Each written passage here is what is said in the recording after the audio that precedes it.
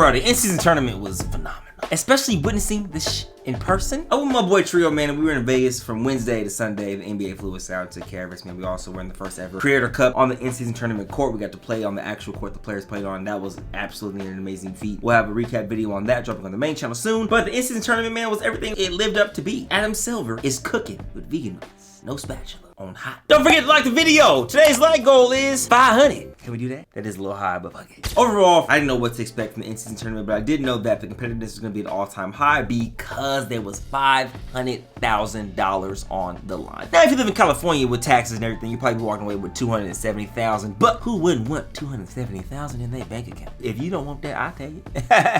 Yeah! Now, the team that surprised me the most happened to be the team that won, the Los Angeles Lakers. When they weren't playing in an in-season tournament game, you didn't know what you were going to get from that team. But when the in-season tournament game was on and they were playing in one of those in-season tournament games, we knew we was going to see the Avengers every single night. LeBron James, year 21, leading the pack. Anthony Davis, you know what I'm saying, playing very well, actually. You know, looking back on my first, second, and third All-NBA teams, I would put Anthony Davis on there somehow, especially with that performance he displayed in the championship game. Now, if Anthony Davis can look like that every single game, the Los Angeles Lakers are very scary. Don't forget to subscribe. My list is chapped as hell. I don't think Los Angeles Lakers should make any trades, any big ones that is, before the trade deadline, but I'll get to that probably in a whole nother video. But back on topic, a team that surprised me, like I said, the Indiana Pacers, man, they played very good. They're a very good team to watch. Everybody gets their opportunities, everybody gets their possessions, and Tyrese Haliburton is...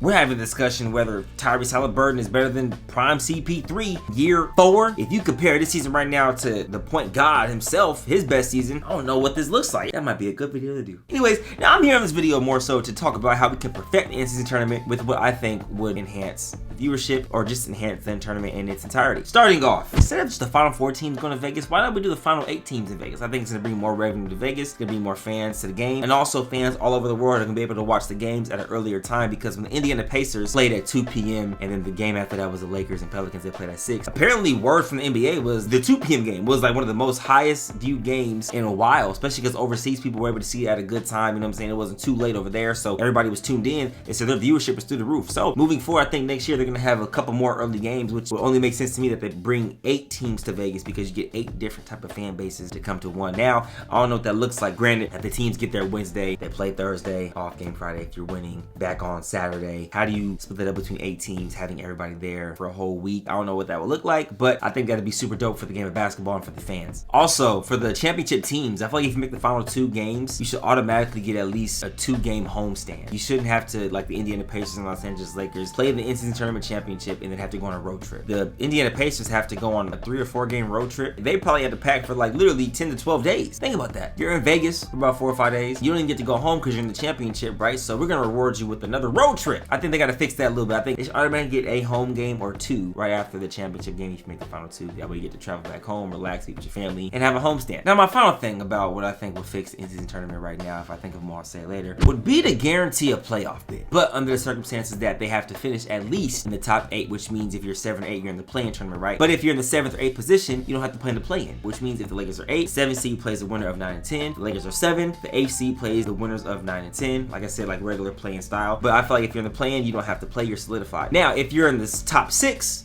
you don't have to worry about that, of course, right? But if you fall below 10, your playoff bid should be voided, but instead, you'll get compensated with a first-round draft pick. That'd be a crazy incentive. You understand how hard teams be playing if they can solidify a playoff bid as long as they don't fall under the 8th seed? Competition would be through the roof, the viewership would be through the roof. Each game would be must-win in pool play. I think it's a win-win all around, you know? So maybe if Adam Silver sees this, you know, maybe we can have a discussion. I think that's a good idea we could bring to the table. Now, people might not like it because no one likes nothing new at first until they see it. Everybody was hating on the in-season tournament until it actually happened. Now everybody's in love with it, man. I loved it from the start because I knew off the gate that you put $500,000 in front of NBA players, man. When they're about their bread, they're gonna be about their competition too because they want that $500,000. Imagine a 2-way player, a minimum contract, a low contract, right? Getting $500,000. Now a playoff bid, which means you get paid more money in the playoffs. You know what I'm saying? The more you play in the playoffs, the more you get paid. But all else fails, worst case scenario, you win the in-season tournament, you fall out of the 10th seed, out of the play-in, and you get a first-round draft pick. I think that's the best way to go about it. Let me know in the comments below. Now, on the flip side, I was thinking, what if the NBA did a whole college-style in-season tournament, which means there's no pool play. Well, technically, there'll be a pool play for the seeding, but let's say you have the in-season tournament after the first 10 to 11 games, right? Take the best records, seed them with point differential and everything, and you have a legit 30-team, one-game elimination bracket play. March Madness is set they wouldn't play at a neutral location, they would play home. If they did the final 8 to Vegas, one-game elimination all the way through, that'd be crazy. Because then instead of playing a whole pool play off game 1, man, you gotta be locked in. Like, do you understand the competitiveness that would bring to the game of basketball even more? We thought we saw it now. We would see NBA Finals in the 80s where niggas is closed on their niggas because they don't want to lose that 500,000 opportunity. And there's no pool play to have multiple shots. You have one night to win it.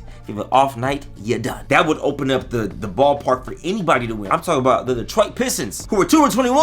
It's ridiculous, actually. Food for thought. I think the NCAA bracket style on the flip side, it would do something to the fandom. I'll tell you that right now. If your team can get hot and win 4 or 5 games in a row, you win the tournament. Granted, they wouldn't play all these games back to back. I feel like they'll play a game, a single elimination game, boom, then go back to the regular season schedule for like maybe 1 or 2 games. Then have the next game like that, so on and so forth. It's kind of how they did this year with pool play. Now, my favorite 2 players this whole in-season tournament outside De'Aaron Fox was Tyrese Haliburton and LeBron James. LeBron James for obvious reasons, but Tyrese Haliburton just because he's taking the leap to the next level, and it's not even close. If the NBA season was to stop today, he'd be first team All-NBA, pushing MVP candidate. And lastly, the in-season tournament all-tournament teams featured Giannis Antetokounmpo, Anthony Davis, Kevin Durant, Tyrese Haliburton, and LeBron James. Without De'Aaron Fox, he only received 2 votes for the in-season tournament team. Now, my thing is this, man, I'm not biased. The one person you could probably remove, and I mean, shoot, KD was hooping. AD was hooping, especially in the championship game, 40 and 20. Oh my gosh. But I think De'Aaron Fox could have crept in there. Tyrese Haliburton and LeBron are solidified. Giannis is solidified, of course. But I think AD and KD could have made a case for Brandon Ingram. Brandon Ingram got 4 votes. Brandon Ingram and De'Aaron Fox, I feel like, could have easily made it in there, but I'm not super mad at that. People who won the championship should at least get 2, and then you get Tyrese Haliburton, and then pretty much everybody who was in the Final Four except for Kevin Durant, which is kind of interesting. I think Brandon Ingram actually should have made it. Now that I think about it, they went further. If the Sacramento Kings went to the Final Four, I'm almost certain De'Aaron Fox would have been on that in-season tournament All-NBA team, in-season tournament All-Tournament team, whatever they called it. I don't freaking know. Somebody fact check me, please. Trio. For all that to say this, thank you, Adam Silver, for bringing the in-season tournament, for having us hooked for next season. You're hitting 100,000% from the field right now, brother. Keep doing your thing. Appreciate y'all. That's it for my spiel. Sayonara. We'll catch you.